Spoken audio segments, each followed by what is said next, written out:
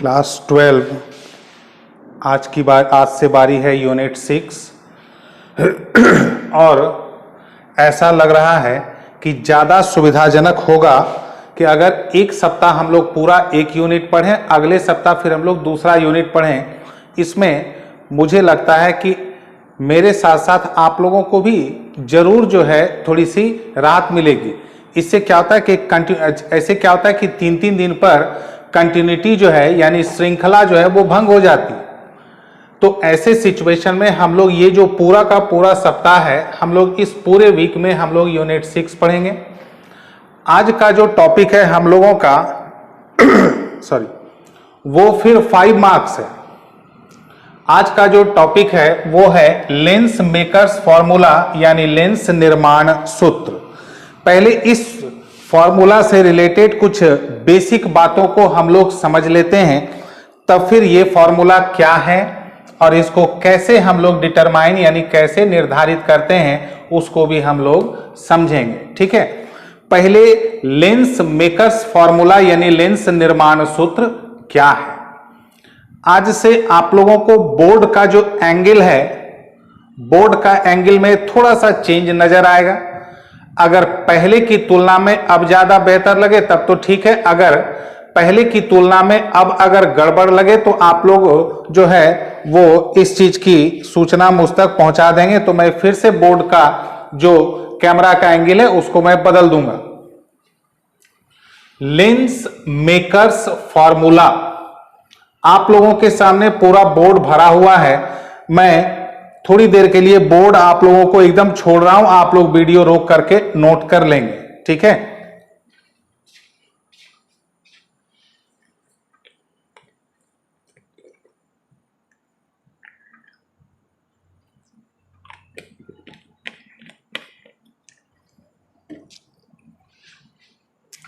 आइए हम लोग समझते हैं लेंस मेकर्स फॉर्मूला यानी लेंस निर्माण सूत्र क्या है। ध्यान देंगे, जैसे मान लेते हैं ये क्या है, एक पेन है। जब कंपनी वालों ने इस पेन को बनाने के बारे में सोचा कि हाँ ठीक है एक पेन बनाना है, ठीक है, निर्माण करना, मैन्युफैक्चर करना है, तो सबसे पहले क्या क्या डिसाइड हुआ कि इसका लंबाई यानी लेंथ कितना रखा जाए। नंबर 1, ढक्कन जो है इसका लेंथ कितना रखा जाए, बॉडी का लेंथ कितना रखा जाए, एरिया ऑफ क्रॉस सेक्शन यानी अनुप्रस्थ क्षेत्रफल कितना रखा जाए, यानी इसका पूरा डायमेंशन, आकार, और दूसरा प्रकार यानी क्वालिटी, किस तरह के मटेरियल, कौन से क्वालिटी के मटेरियल का इस्तेमाल किया जाए, ये सब चीजों का पहले डिसाइड किया गया, तब जाकर के इस पेन का मैन्युफैक्चरिंग हुआ, निर्माण हुआ। ठीक है, उसी तरह से जब एक लेंस, स्फेरिकल लेंस यानी गोलीय लेंस, जब एक स्फेरिकल लेंस यानी गोलीय लेंस को जब बनाया जाता है फैक्ट्री में, जहां बनता है ना, बनता है तभी तो मार्केट में मिलता है, तो ऐसे सिचुएशन में लेंस को बनाने में 3 बातों का ख्याल रखा जाता है। जैसे मैंने आप लोगों को क्या समझाया पेन को बनाने के बारे में, उसी तरह से एक स्फेरिकल लेंस यानी गोलीय लेंस को बनाने में 3 मुख्य बातों का ध्यान रखा जाता है। कौन कौन सी बातें, जरा आप लोग ध्यान देंगे। मैं अभी कॉन्वेक्स यानी उत्तल लेंस की बात कर रहा हूं। अगर यह है उत्तल लेंस, दोनों सतहें की वक्रता त्रिज्या क्या रखी जाए, यानी दोनों सतहों का, दोनों सरफेस का रेडियस ऑफ कर्वेचर कितना रखना है, कम रखना है, ज्यादा रखना है, कितना रखना है, पहले ये नोट हो गया, तय हो गया कि हाँ ठीक है। अभी हम लोगों को एक कंपनी में 500 स्फेरिकल लेंस यानी कॉन्वेक्स लेंस, उत्तल लेंस बनाना है, 500 मान लेते एग्जाम्पल। सब के दोनों सरफेस का रेडियस ऑफ कर्वेचर यानी वक्रता त्रिज्या इतना रखना है। यानी पहला चीज क्या ध्यान रखना है, दोनों सरफेस का रेडियस ऑफ कर्वेचर। ठीक है, अब आते हैं दूसरा, लेंस पारदर्शी कांच यानी ट्रांसपेरेंट ग्लास से बनता है। लेकिन आप लोग ध्यान रखेंगे यहां पर, ये जो ट्रांसपेरेंट ग्लास यानी जो पारदर्शी कांच होती है, इसके भी अलग अलग क्वालिटी होते हैं। ठीक है, इसके भी अलग अलग क्वालिटी होते हैं। कुछ ट्रांसपेरेंट ग्लास कम क्वालिटी के होते हैं जिसका अपवर्तनांक यानी RI ज्यादा होता है, तो कुछ जो अच्छे क्वालिटी के होते हैं उनका अपवर्तनांक यानी RI कम होता है। तो दूसरा क्या ख्याल रखा जाता है कि किस तरह के क्वालिटी के कांच यानी ग्लास का इस्तेमाल करना है। कितनी बातें हो गई? 2। तीसरी बातें हैं कि जो लेंस है उसका फोकसांतर यानी फोकल लेंथ कितना रखा जाए। ये 3 बातों का ध्यान रखते हुए एक स्फेरिकल लेंस को बनाया जाता है, निर्माण किया जाता है। अब ये जो आप लोग एक रिलेशन देख रहे हैं 1/f equals to mu minus 1 into 1/r1 minus 1/r2, ध्यान देंगे उसमें यही 3 बातें हैं। f फोकल लेंथ, फोकसांतर, म्यू हो गया लेंस के मटेरियल का RI यानी अपवर्तनांक, ये दोनों हो गया दोनों सरफेस का रेडियस ऑफ कर्वेचर यानी वक्रता त्रिज्या। ये जो रिलेशन आप लोगों को दिख रहा है, इस रिलेशन में वही 3 चीजें f, म्यू, r1, r2, इस तीनों को जोड़ता हुआ जो भी रिलेशन है उसी को कहते हैं लेंस निर्माण सूत्र यानी लेंस मेकर्स फॉर्मूला। लेकिन सवाल है कि ये फॉर्मूला, ये सूत्र आया कैसे?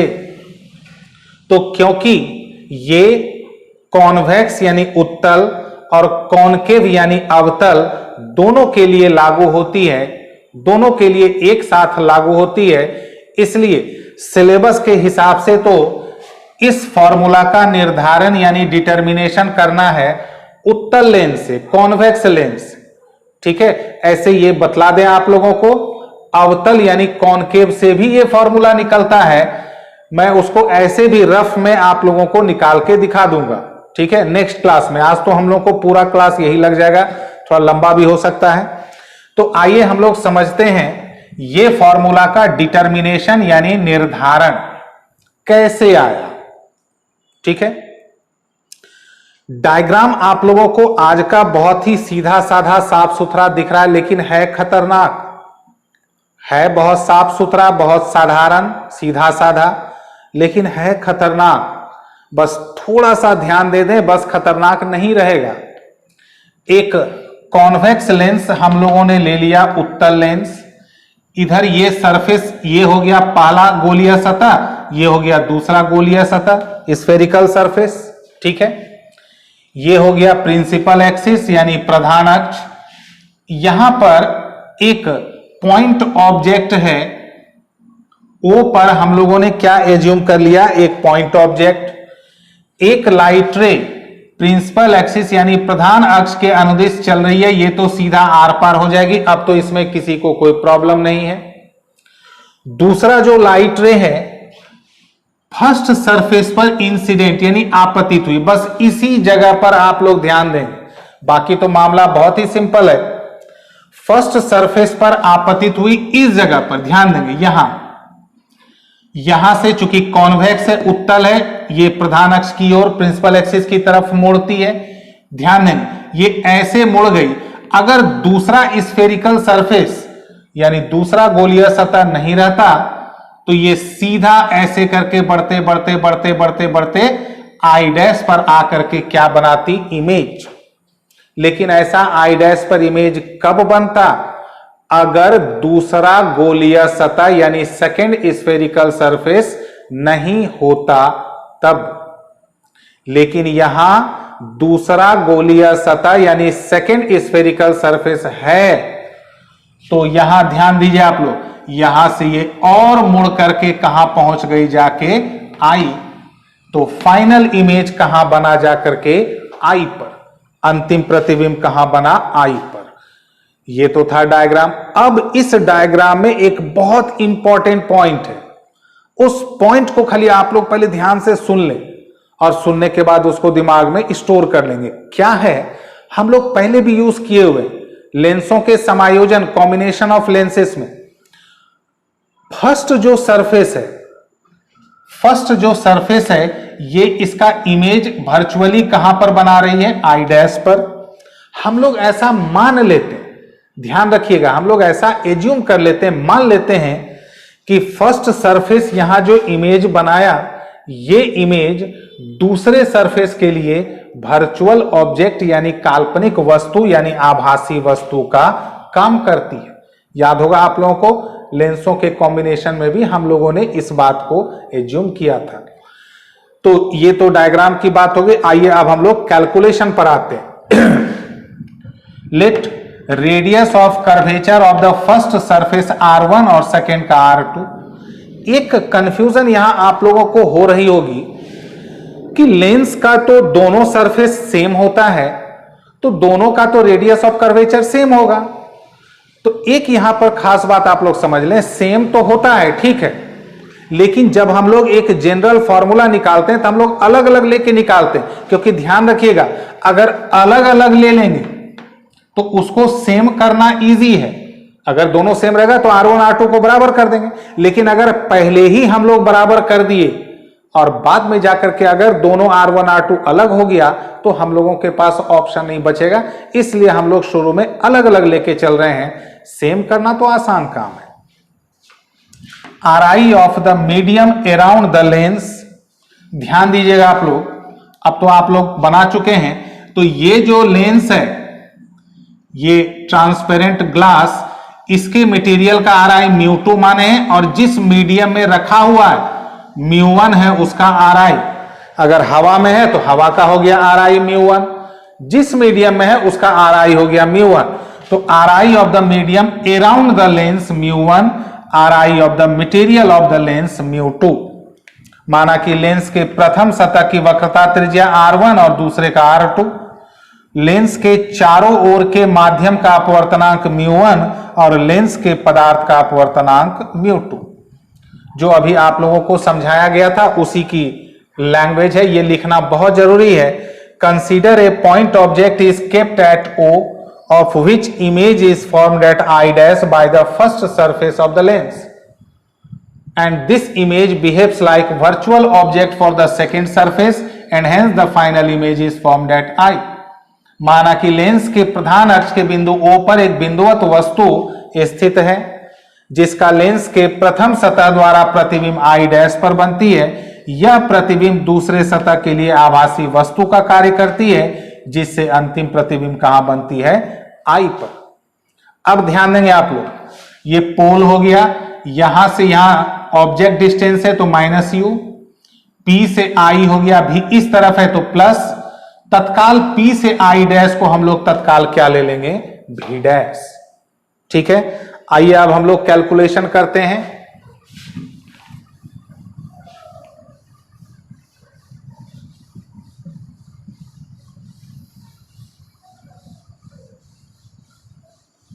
जिनका जिनका आप लोग अपना अलर्ट रखेंगे, सब्सक्रिप्शन जैसे लास्ट होता है आप लोग कोशिश करें उसके एक दिन पहले ही आप लोग अपना सब्सक्रिप्शन रिन्यूअल करा लें, और नहीं तो फिर 1 से 2 दिन का वीडियो आप लोग मिस कर जाएंगे और फिर मुझे मैसेज करेंगे, कॉल करेंगे, मेरा ये नहीं आया, वो नहीं आया, तो उसमें मैं लाचार हो जाऊंगा।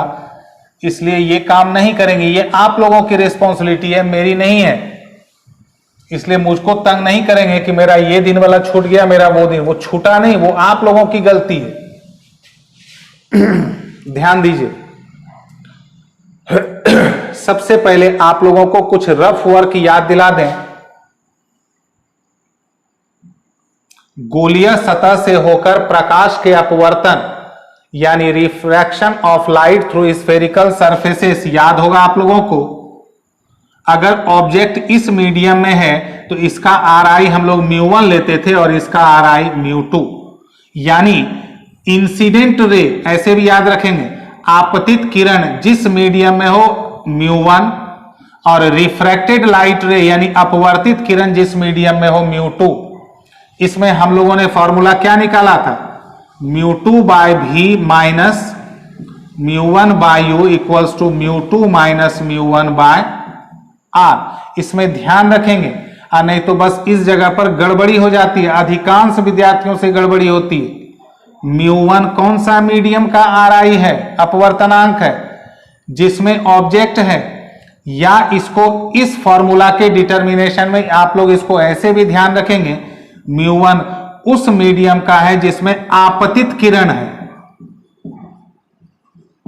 इंसिडेंट लाइट है, और μ2 वो है जिसमें अपवर्तित है, रिफ्रैक्टेड। बात समझ में आया? ठीक है, तो इसी फॉर्मूला को हम लोग दोनों सरफेस के लिए बारी बारी से यूज कर देंगे। आते हैं फर्स्ट सरफेस के लिए।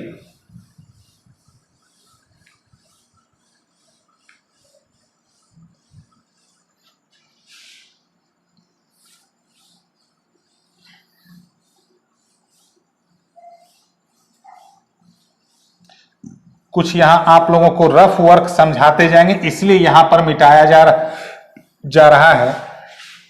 ध्यान दें, फर्स्ट सरफेस, यहां इंसिडेंट यानी आपतित प्रकाश किरण ये है, तो फर्स्ट मीडियम हो गया μ1, फॉर्मूला में भी μ1 है फर्स्ट मीडियम, और अपवर्तित है ये देखिए इसमें, यानी μ2,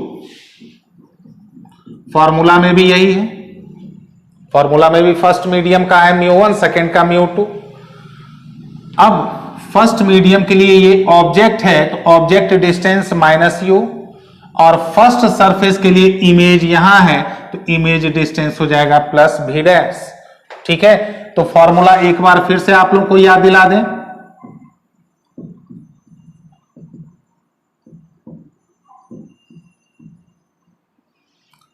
तब for first surface of the lens के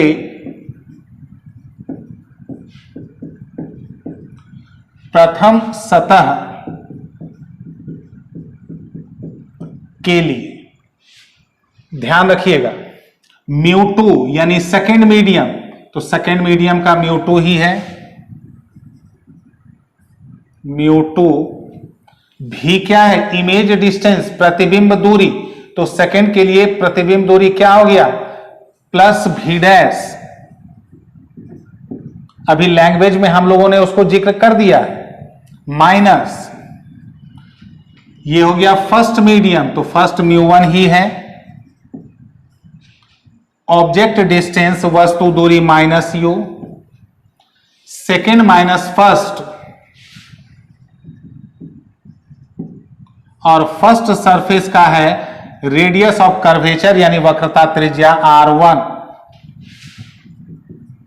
जरा सा इसको हम लोग सेट कर लें, μ2/v' minus minus plus μ1/u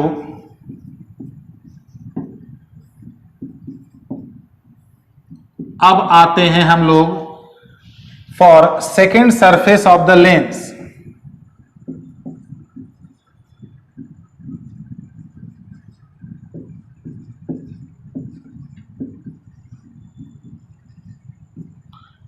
second surface lens के दूसरे सतह के लिए, इसी में ज्यादातर विद्यार्थियों की गड़बड़ी होती है, इसलिए आप लोग ध्यान से देखेंगे। यहां रफ वर्क, यहीं पर अधिकांश विद्यार्थियों से मिस्टेक होती है, इसलिए आप लोग पूरे कंसंट्रेशन से इस जगह समझेंगे। ध्यान दें, सेकेंड सरफेस यहां पर है, तो इधर ध्यान देंगे, ये हो गया इंसिडेंट लाइट रे आपतित, और ये हो गया अपवर्तित। तो आपतित हो गया, ये किसमें है, μ2, यानी आपतित यानी इंसिडेंट जिसमें रहेगा वो होगा फर्स्ट, तो इस बार जो फर्स्ट मीडियम है वो है μ2, यानी उल्टा। आप लोग ऐसे याद रखेंगे, फर्स्ट सरफेस से ठीक उल्टा। उसके बाद ऑब्जेक्ट जो डिस्टेंस है वो सेकेंड सरफेस के लिए ये वस्तु का काम कर रहा है, तो वस्तु दूरी हो जाएगा प्लस भी डैश और प्रतिबिंब दूरी हो जाएगा प्लस भी और वक्रता त्रिज्या रेडियस ऑफ कर्वेचर है R2। तो इसी जगह पर ध्यान रखेंगे, सेकेंड सरफेस के लिए फर्स्ट का ठीक उल्टा कर देंगे। अब आप लोगों को समझाने के लिए मैं एक बार फॉर्मूला फिर से लिख दे रहा हूं।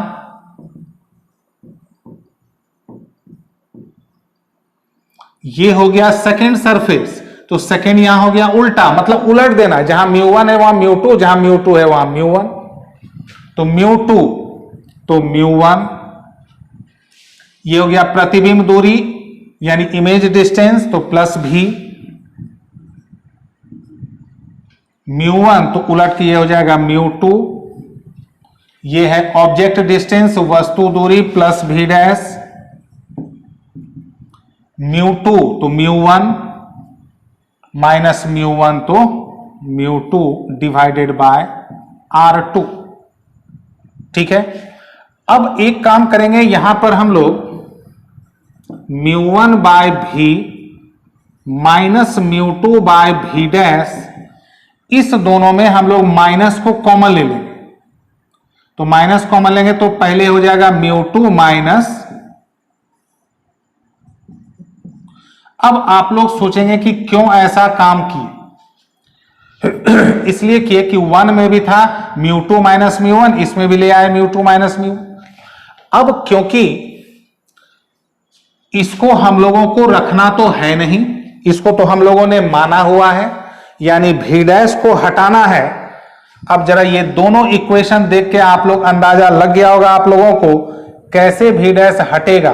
ध्यान दें, यहां है μ2 बाय भी डैश प्लस में, यहां है माइनस में μ2 बाय भी डैश। अगर दोनों इक्वेशन को जोड़ दें, ऐड कर दें, तो ये और ये क्या हो जाएगा, कैंसिल हो जाएगा।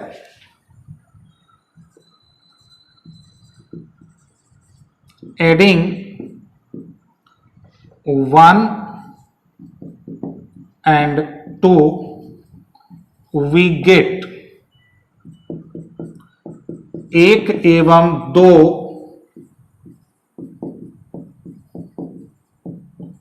को जोड़ने पर, तो ध्यान रखेंगे बायां तरफ ये कट जाएगा, तो क्या बचेगा μ1 by V plus μ1 by u, μ1 by V plus μ1 by u।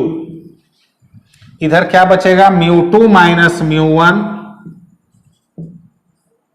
Bye R1 plus minus μ2 minus μ1 by R2।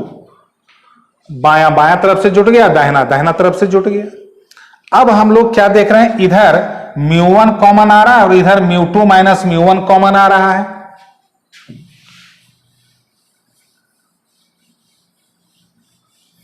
अब हम लोगों को डायग्राम की आवश्यकता नहीं है,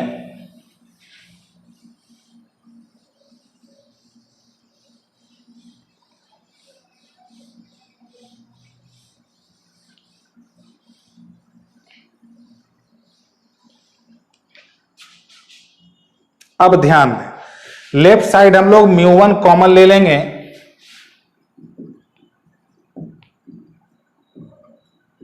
1 bye V plus 1 bye u, 1 bye V plus 1 bye μ1 common ले लिए। इधर आ जाएगा μ2 माइनस μ1 कॉमन, μ2 माइनस, तो इसमें बच गया 1 बाय R1 और प्लस माइनस माइनस ये तो कॉमन आ गया 1 बाय R2। अब हम लोग क्या करेंगे, 1 bye V plus 1 bye u, ठीक है, μ1 इधर गुना में है, इसको इधर भेज देंगे तो भाग लग जाएगा।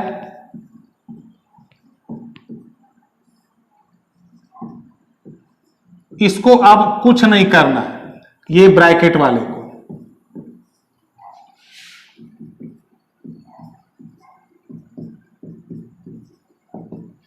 ठीक है। इधर हम लोग क्या करेंगे, इसको ब्रैकेट में अलग अलग कर देंगे, μ2 बाय μ1 माइनस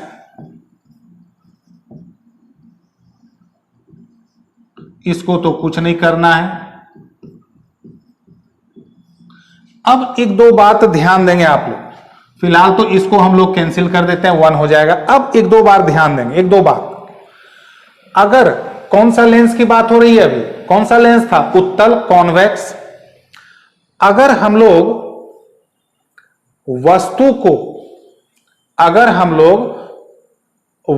को अगर रखें इन्फिनिटी पर, अगर हम लोग वस्तु को कहां रखें, इन्फिनिटी पर, तो प्रतिबिंब यानी इमेज कहां बनता है, फोकस पर। यानी इफ u इज इंफिनिटी, फिर से आप लोग ध्यान दें, ये नई बात नहीं है, बहुत पुरानी बात है, क्लास 10 का ही है। फिर से, if an object is kept at infinity, तो ऑब्जेक्ट डिस्टेंस इंफिनिटी, तो इमेज बनता है फोकस पर, तो इमेज डिस्टेंस हो जाएगा फोकल लेंथ। यदि एक वस्तु को उत्तल लेंस के अनंत दूरी पर रखा जाए, उत्तल लेंस से, तो अनंत दूरी तो u हो गया अनंत, तो प्रतिबिंब बनता है फोकस पर, तो प्रतिबिंब दूरी हो गया फोकसांतर। अब आप लोग कहेंगे u तो होता है नेगेटिव, तो नेगेटिव डाल दिए। दूसरी बात, एंड μ2 बाय μ1, ये आप लोगों को याद होगा किसका फॉर्मूला है, 1 μ2, μ2 बाय μ1 किसका फॉर्मूला है, 1 μ2। और ये 1 μ2 अगर आप लोग इधर नोट कर लिए हो तो मैं एक छोटा सा मिटा करके रफ वर्क कर देता हूं, या यहीं पर कर देता हूं, आप लोग समझ लें। लेंस था ऐसे, इधर 1 μ1 और ये था μ2, ये 1 और ये 2, तो 1 μ2 को क्या पढ़ेंगे, 1 के सापेक्ष 2 का अपवर्तनांक, यानी Ri of 2 with respect to 1, तो Ri ऑफ 2 यानी ये है डेंसर, सघन, तो 1 μ2 को हम लोग क्या कहेंगे, ध्यान से सुनिएगा आप लोग, नहीं तो कंफ्यूजन हो जाएगी। छोटी छोटी बात, मैं पहले भी बहुत बार ये सब चीजों को, छोटी छोटी बातों को बता चुका हूं। ये 1 है, ये 2 है, तो 1 μ2 का मतलब 1 के रेस्पेक्ट में 2 का Ri, यानी यहां पर क्या होगा, 1 है मीडियम, 2 है लेंस, तो यहां क्या कहलाएगा 1 μ2, Ri of material of lens with respect to the surrounding medium, यानी ये कहलाएगा लेंस के पदार्थ का अपवर्तनांक माध्यम के सापेक्ष। तो इसको हम लोग केवल म्यू से डिनोट कर दें और ये हो जाएगा Ri of the material of the lens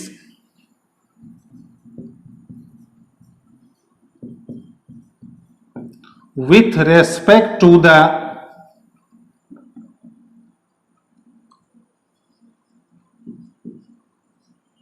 surrounding medium, यानी माध्यम के सापेक्ष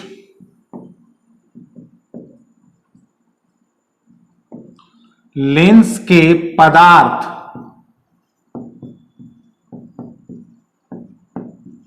का अपवर्तनांक। इसको आप लोग ध्यान रखेंगे, ये म्यू क्या है इसको ध्यान रखेंगे। ये हो गया लेंस के पदार्थ का अपवर्तनांक जिस माध्यम में रखा है उसके सापेक्ष, यानी Ri of the material of the lens with respect to the surrounding medium. इसको ध्यान रखेंगे क्योंकि हम लोगों का जो अगला क्लास है पूरी तरह से कल जो होगा इसी पर आधारित होगा। तब अब जरा ध्यान दें, 1 बाय भी, तो भी की जगह पर f,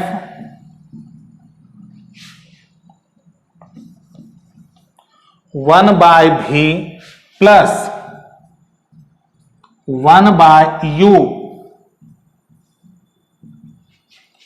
μ2 बाय μ1, 1 μ2 यानी म्यू माइनस ये दोनों ऊपर नीचे कट के कितना हो गया 1,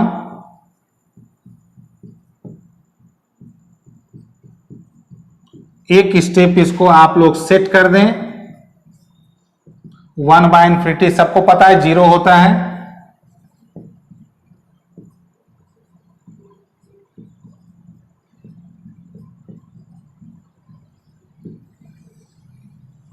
यही हो गया लेंस मेकर्स फॉर्मूला, यानी लेंस निर्माण सूत्र।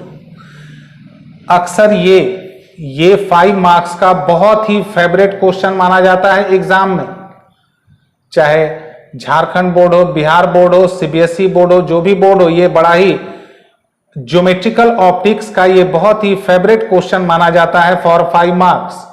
और खाली 5 मार्क्स ही नहीं, इससे जुड़ी हुई बहुत छोटे छोटे क्वेश्चंस इसमें अभी निकलेंगे।